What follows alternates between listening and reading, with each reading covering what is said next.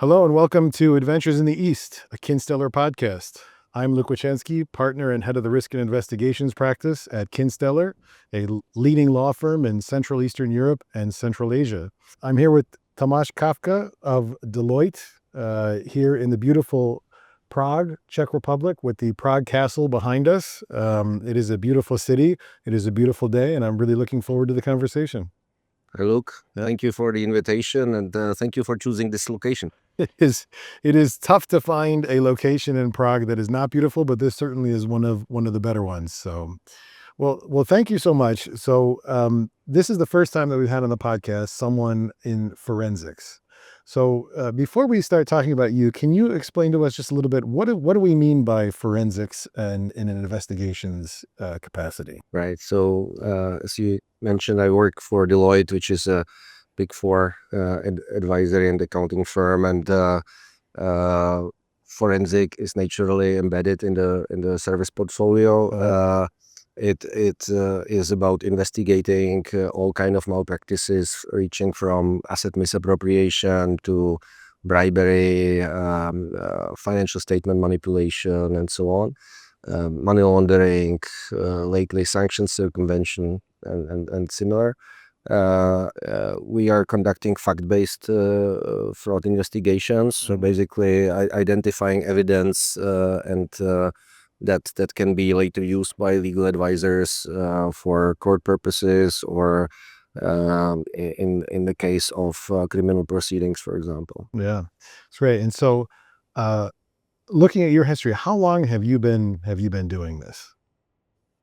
I started in 2006, so it's pretty much 20 years now. 20 years, yeah. And you are currently in charge of teams in what countries? I'm in charge for the Deloitte Forensic and Fin Crime team in Czechia and in Slovakia. Czechia and Slovakia, yeah. But we also I also run investigations across the wider region if needs to be. Yeah. And how did you first get involved in investigations? I'm assuming that you didn't go to college and say, this is what I want to do with my life. What is it that brought you to this field? So I actually started as a financial auditor in year 2000. That was still in the Big Five times, and I started in Arthur Andersen, which we all know what happened to Arthur Andersen 2 years later. After a while, I realized that a financial audit is not so exciting for me as it could be, because there was one of the three major banks in Czechia got under forced administration. Back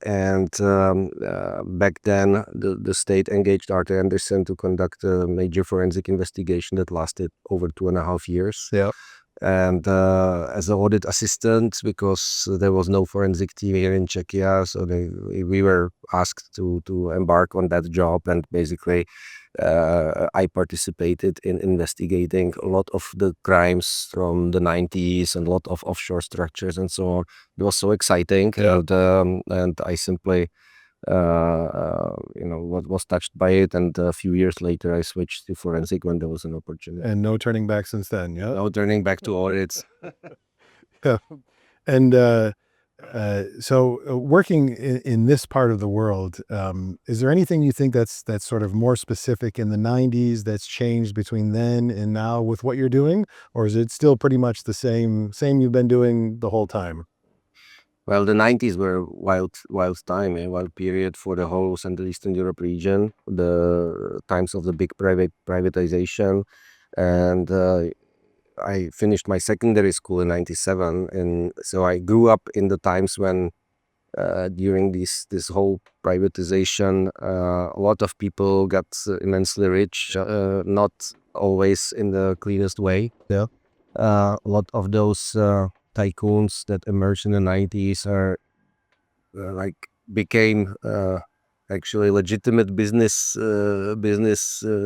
people within the 30 years from the Velvet Revolution, and obviously the economy has changed. First, it's no longer so shady. Things, rule of law improved significantly when I compare the 90s period to what we have here now. But you can bet that among the richest Czech entrepreneurs, there is still many of them that actually got their empires built up in the 90s. Sure. A lot to the privatization period, and yeah. Definitely. Are you originally from Prague? Yes, well, I grew up in Prague, Grew up in but I've Prague. been born in Japan. Yeah. Oh, okay. Just a fun fact, because my parents worked at the Czechoslovak embassy in Japan. Oh, okay. Do you remember anything from Japan? Any Japanese or? Well, I left Japan when I was 2, and then I just came back twice. Yeah. Just 2 months ago, I visited Japan. Okay. Yeah. It's a nice country. It is a beautiful country. Yeah. I mean, the types of issues that you're facing are in any country, and of course they exist here and everywhere. And so this is not a statement on the Czech Republic, but some of the types of services that you're doing get into an area where it can be a little bit contentious, and where maybe you have situations where in an investigation someone doesn't want you to be doing the work that you're doing. What do you think are some good tactics that you can use that you've used in the past to help you get through those types of periods and get what it is that you're trying to get out of an investigation? Yeah. So I think the planning is key. Unfortunately, very often we start in an urgent mode, so there's not much time left for planning. But the more it is important to spend the time that you have wisely and very thoroughly prepare your plan of attack. Yep. And think about issues like governance, like data privacy, shareholder disputes. Like what can go wrong in advance. To not be surprised. Yeah. Expect the best, prepare for the worst, and prepare to be surprised. Yeah. As a wise man said. Yeah. And I think that's the type of experience that someone with as much practical experience as you have that brings to an investigation, is that you're able to understand those issues before starting an investigation and not during, which can be really detrimental to what's happening. And I think it's very important to understand also the cultural aspects Yep. in the countries where you are investigating, because to anticipate the people's behavior during an investigation, anticipate if it's more likely that they would be cooperating, or if it's more likely that they will run away with their computer, for example, or I don't know, block completely if you try to interview them, and there are really big cultural differences if you just move 500 1,000 kilometers in a region somewhere south or north. You need to be aware of those implications. Sure. And I think that a lot of people in of our viewers may think that it's language only, but it's more than language, right? It's how we speak, it's how we approach these issues. Yeah.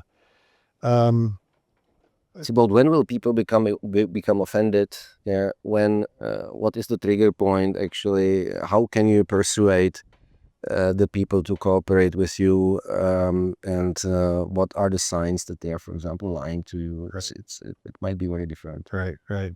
Do you notice differences within the Czech Republic, between regions, and how people or is it more different in industry or different in sort of position within the company? I would say there are differences and cultural differences in the Czech Republic. You can also probably prove it by looking at all kind of sociological surveys about looking at political preferences, for example, and the education levels in some regions. But for I think for what we are doing in investigations, it most important is how exposed actually the people were to Western corporate culture. What were their role models? Because in some regions, the historical role models may be pretty bad, Right. and also it may be that the people that you are dealing with have never experienced the corporate culture of integrity and ethics. Right. Yeah, you've I'm sure seen a lot of different compliance programs and what people are attempting to do by implementing those systems. What do you think is the most important part of a compliance program? the most important part of the compliance program is to put the human brain in the center of it, and acknowledge that people are irrational. That's I think the number one point. And then you obviously have those buzzwords like the tone at the top, that this is very important to have the right role models. But in larger corporations, the tone at the top does not reach the floor level. Right. So you actually need to engage and persuade the middle level to play the game with you, and you are on the top. And in terms of or why I'm emphasizing the irrationality, it is not enough to implement rules, policies, and procedures, and believe that if you trained the people 5 years in a row, 5 times in a e-learning or even in a classroom setting, that they would behave. Right. It's not the case. It takes time to persuade the people to join you on the compliance or integrity journey. It does not happen naturally. Right. People are opposed to change. People see all kind of bad examples around them. For example, they find bad examples among their competition. So you have salespeople reporting, okay, but the competition can do it, why can't we? Right. It's used as a rationalization of that practices. So it's a long journey to go to compliance and integrity. Yeah, great answer. So at Deloitte, have built a team around you. What would you say are the different elements of your team that you have, different sort of departments and structures, and maybe what it is that they're doing within an investigation? Yeah, so I am very fortunate that actually I have various elements of what I consider to be the forensic service portfolio within the team covered. So we have people that have experience with investigations, but we have also people that have experience with fraud prevention projects or some compliance projects. We have a sub-team that is very good with structured data analytics, meaning analyzing accounting transactions, analyzing risk patterns around your vendor or customer portfolio, or analyzing your warehouse records when there was, for example, warehouse fraud. And then we have a forensic technology sub-team that is focused on preserving and preparing electronic data for identifying pieces of electronic evidence that might be very useful for the investigation or simply for the company defense or company, let's say, actions when they're claiming damage or similar things. So that's, and then I'm also very fortunate to have the fin crime topic within the team, because some big four separate the forensic and the fin crime team. I think it works best if those teams are combined, because very often you have money laundering questions or sanctions questions also with investigations or in fraud prevention or compliance. So we have people that are specialized in AML and sanctions. Sanctions became a big topic lately after the Russian invasion to Ukraine and all basically new AML packages and measures being adopted more or less every quarter. As we speak, the 16th EU sanctions package came out just a couple of days ago, didn't it? So constantly moving and changing. One of the changes, I think, to this business is coming with artificial intelligence. And I know that Deloitte is a leader in implementing artificial intelligence into some of the things that you're doing. What would you say, sort of two parts to this question? How is it changing the business, and what are the sort of risks that are coming from it, the way that people are using artificial intelligence?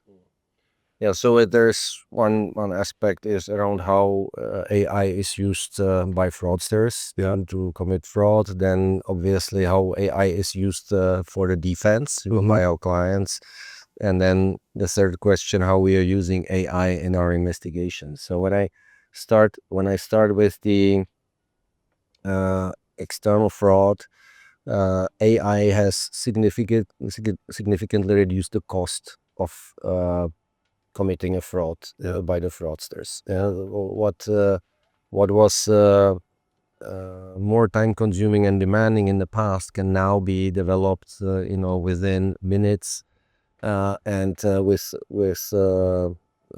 be it fake videos, fake audios, fake documents, using AI to gather all kind of personal information that you need to actually pretend that you are for somewhere else who you are not. Right. So it obviously when you are deciding whether you will commit fraud or not, you weigh in, okay, what's the cost and what's the gain? What's the likelihood of being caught? So the cost has very significantly decreased. So that's on the external fraud. Do you think that so that the costs are coming down? What about on the risk side? Do you think that within the Czech Republic, the risks have changed in the time that you've been doing this, or Like the risk of being caught the for risk of being fraudster? caught? Yeah. Yes, some companies became better in the defense, or especially in the financial services industry. Banks or insurance companies, they have implemented let's say AML detection softwares or fraud detection systems that can spot irregularities faster and immediately report. What didn't change much is, at least in Czech Republic or in Slovakia, is the speed of let's say the judicial system around it. So to prosecute such cases and to really get the fraudsters convicted, it takes years and years. And a lot of companies hesitate to walk this journey because it means that you open a case and you are in the case for 8 years, and then in 8 years no one actually knows what happened 8 years before. So And it's a reputational risk for the company as well, right? To open that, yeah.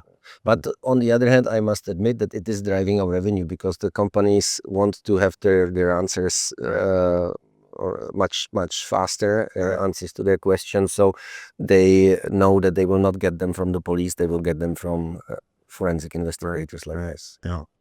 So what are some of the, we'll often say, right, I've been doing this a long time, and not once has anyone, produced a receipt when they pay a bribe or receive a bribe. So what are some of the types of things that you're looking at when you come in to do, to do an investigation?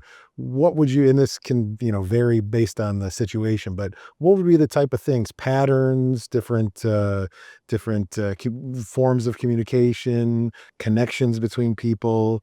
What do you really look for on a general sense? Yes. Well, it's better to take an example. So if I take bribery practices and I can't actually circumvent to touch on the healthcare sector because that has been a traditional client or a traditional source of work for us.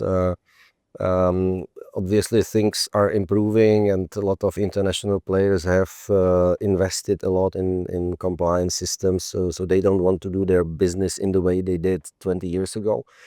But how those bribery practices look like? Maybe 10, 15 years ago, it was inviting doctors or decision makers to expensive trips or to some conferences in attractive locations, give them expensive presents like, I don't know, laptop or similar things, and or cash payments with so-called fee-for-service arrangements, so basically speaker fees or fees for some study. And then it became more sophisticated because the international companies were paying more attention, implementing additional control mechanisms. They didn't want to do it in the dirty way. So now we have all kind of so-called post-marketing studies or non-interventional studies where it all appears it has a scientific purpose, but in fact you are paying a doctor for collecting data for you that you very often don't need or that you are not using in the end, but it's just a way to keep the loyalty of that doctor prescribing your medicine. But there are also other ways, for example, all kind of charitable funds that are established by doctors, but they appear to be independent, they appear to be attached to a hospital, but in fact it's just the doctors who are deciding about the use of the money that gets in. So you can have 15 different ways of how these slush funds are created that are later used. We have seen that you used your supply chain to actually establish those slush funds. So for example, you use travel agencies which are overcharging you, and you as a sales director, you know that you have a budget there with this travel agency, and then you can tell the travel agency, please send it to this doctor, or please buy some air tickets for that particular doctor. Right. Or you have your distributor, and your distributor is usually is entitled to receive a bonus payment, a volume bonus of 5%, and you give him 6%, but that 1 percentage point extra is what you have somehow diverted to the distributor. He doesn't have such strict compliance controls as you have in the international pharma company, and the distributor will help you to pass it on to the doctors that you need to influence. Yeah. So a lot of what you're doing is trying to stay ahead of the latest trends of what's happening and make sure that that your tools are identifying and finding the tools that the perpetrators may be using. Exactly. And actually, one of the recipes for me is to stay in touch with people from the sectors. To stay in touch with people that know how this is going on and how those methods are changing. So I have my friends in the construction industry, in the healthcare industry. They tell me what is the newest trends. That's really interesting. Yeah. I mean, and I think that just highlights the point of how important it is to have people on the ground locally as well, because I'm sure what's happening here is not what's happening in other places as well as things develop. Yeah. Some part is similar, but obviously the regulation frameworks, they also define what scenarios you will see. For example, in healthcare, you have regulated margins on the supply chain business from the pharma company, or including the distributor or wholesaler, then the pharmacy itself. For some drugs, you have regulated margins, and there are all kind of scenarios how you can bypass it and actually generate a greater margin, and that they depend on the legal framework or regulatory framework of that particular country, and that is different country by country. And some countries don't have that, right? Yeah. So, exactly. Yeah. You talked about the regulatory framework. Obviously, there is the framework within the Czech Republic, and then there is EU, the framework in other countries. How do you think that the regulatory framework outside of the Czech Republic is changing what's happening here? So talking about US FCPA, US sanctions and export controls, UK, France, the same thing. Is that having much of an impact on the corporate culture, on compliance, on fraud in the Czech Republic? I think you are absolutely right. It has an impact. FCPA or all kind of international anti-bribery legislation. For example, SAPENDE or the British Bribery Act.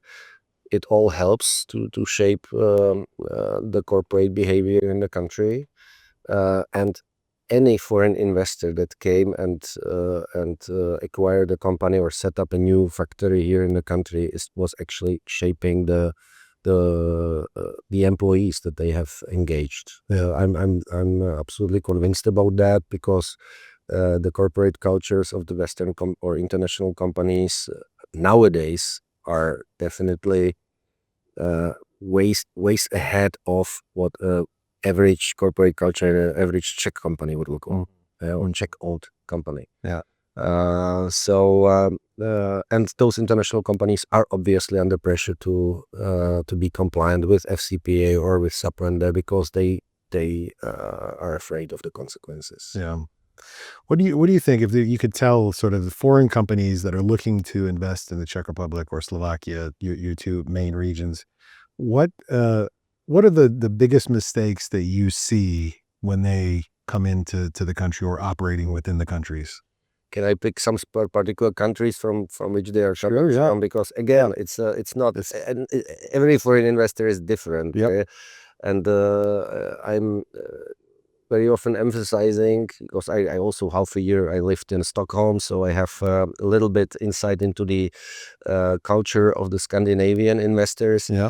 And unfortunately, they very often run into issues by not expecting the unexpected and not counting on the irrational mindset and the history of and cultural settings here in Eastern Europe. And very often they want to have a very open and transparent relationship with their employees. They are very nice and good to their employees, and they expect that the employees will naturally behave the same, and they will follow rules and so on.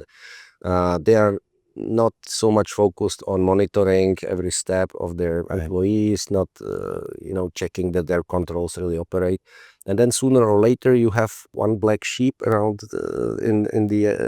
among the employees, and that black sheep can damage you significantly. Right. And I've seen it so many times. So it's basically that basic position of the Scandinavian investor is that they want to trust the people. Right. But it's in our region, there is still a lot of people that have not transformed yet from the communist times, and they still have seen a lot of bad examples and role models. So you cannot count on always facing people that act with integrity. And I think it's somewhat similar with U.S. companies, but maybe one major difference is that a lot of U.S. companies or the large multinationals will rely on their one sort of country manager and give a lot of authority to that one person, and then expect that person to implement the compliance controls and do all of these things, and then turns out that maybe that is the person that is perpetrating the fraud, or that is not ensuring that there's a good compliance culture. And I see often that coming from the U.S., one of the major mistakes is that you've got that sort of figure of authority that's been given maybe too much authority for the position that they have. So yeah, there are certainly some countries in the region where people are used to work in a very hierarchical way, so they accept authorities very much. For example, I would name Hungary as an example. So whatever order comes from the top, it will be followed. Right. Even if the order means that they will defraud money from the organization. And that's so I agree with you that it's dangerous to create little kingdoms and create little kings that have where there is no element of control over them. Right. So it's good to be cautious about who you are putting in that position. Yeah, so understanding his history and understanding his credentials, then checking from time to time that if your control system is working. And then I think what helps is to have good communication around your whistleblowing systems. Make sure that you actually can get a call from the employees if they see that something is wrong. Right. And to have them feel that they're able to make that call without having repercussions. Yes. Very true. Very true. I want to shift gears a little bit, and I noticed online that you are a professional floorball player. Is that true? Well, it was true until I turned 40, so I stopped. First of all, what is floorball? Floorball is an indoor hockey type of sports that is very popular in the Czech Republic. It's probably the second or third most popular sports, played by 60,000 people. And but I started when it was a new sport, and was Did you fortunate. start in Stockholm? I think it's a Swedish origin sport, right? So there you are. Now they've done your research. No, you're right. It originates in Sweden, and Sweden was a highlight for me in a sports career because in one moment I just wanted to try the best league in the world, which in floorball is the Swedish league, and I was fortunate to try it. So I was a goalkeeper. I played 18 years in the Czech national team. Okay. And it was I actually managed to combine it with my professional career as well. So I was fortunate to have good bosses that were that were allowing me some flexibility around it. Oh, that's really impressive. And so, is there a team that you support here locally in Prague? Yeah, so actually it's the historically best team from Prague Quarter, just right behind that castle. If you look in that way, just behind the castle, there's our arena. And after I stopped playing, I became part of the leadership of the club, and I'm actually the club president. Okay, well, that's good. So we can be very sure that the top floorball team in Prague has an excellent compliance culture, and yeah. Yeah, well, we have also invested in this area, or invested a lot of time and effort in this area of having right communication with the parents, right communication with the kids, the children that we are teaching sports. We have altogether 1,300 members in our club, and 1,000 out of it is kids. Yeah, so. It's, I think, also a contribution to the society because the kids are learning the right values. They are growing up in a healthy way, and team sports in general can bring a lot of positives to your future professional life. That's so important. Yeah, I think just having that team mentality and understand that you have to go through some pain maybe to get to your goal. All of it is really important.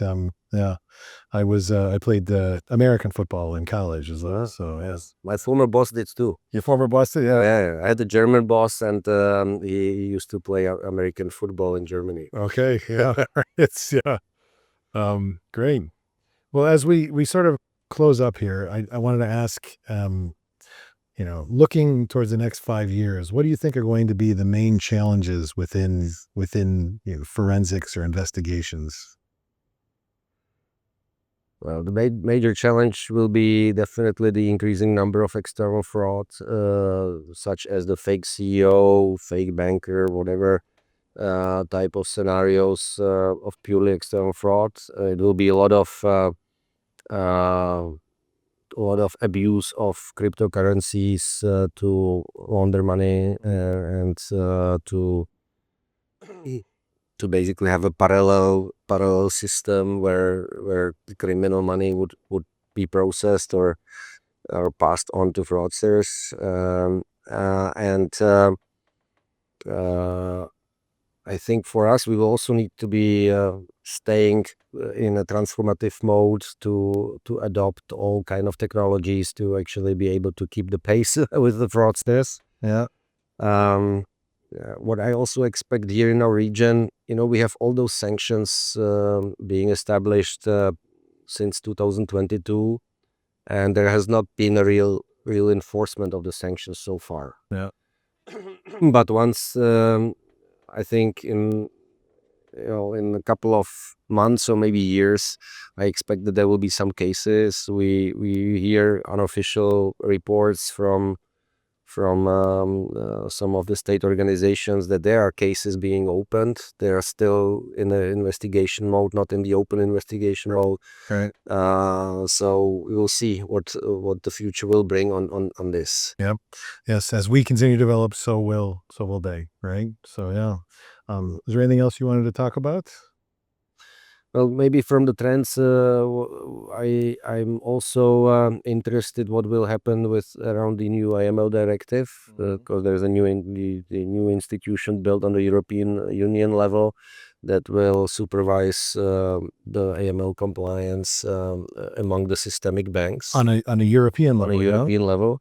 It's very interesting because there might be some countries where the regulator has not really been enforcing AML compliance so much. Maybe there has been political pressures around the regulator, and this institution will create additional pressure in the system. So we know we have a lot of we're talking to a lot of banks that actually want to get this right, and to be prepared once this AMLA agency is created. Good.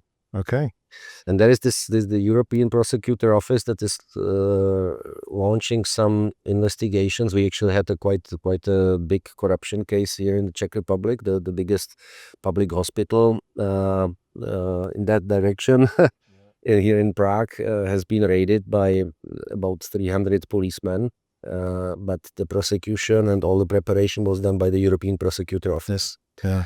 And I think this helped because the investigation was against the hospital management, and the hospital management had probably political coverage for quite a long time. So political figures were hesitating to touch them, because you want to be friends with the management of the biggest and best public hospital in the country. Yeah.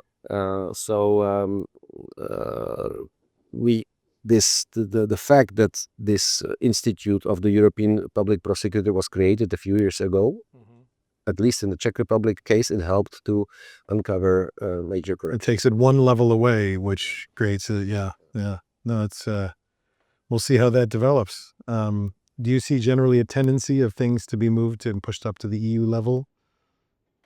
So we have the AMLA, the European Prosecutor's Office. Anything else that we think is going to be shifting to more EU-wide? Well, I think there is you have so many examples of how EU funds have been abused in the past. I think now there is a big debate in Slovakia about the abuse of some EU funds, and so the fact that the European Public Prosecutor Office was created, I think it's simply correlating with this bad experience, and the fact that if the European Commission is not able to monitor this properly, it's actually undermining democracy, because if you have long-term, massive, tolerated fraud, people stop believing in the system. Right. Well, we'll see a lot to think about over the next couple of years, right? Yeah. Anyone that's coming to visit Prague, do you have any recommendations for them? What is an area or part of Prague that you think most tourists don't get to that they should? No, I think the Vinohrady Quarter with its parks is a nice place to get to. Any place around the river is always nice in the summer. Yeah. And we in Czechia would like to have tourists going out of Prague, actually, to going to other places as well, because we have beautiful mountains, we have beautiful forests. There is a lot to see in Czechia. It is a beautiful country, and I think that the work that you've been doing has contributed to how much it has changed over the last 20 years. So thank you for taking the time to be with us today, and I look forward to working with you in the future. Thank you for inviting us, Luke. Yeah.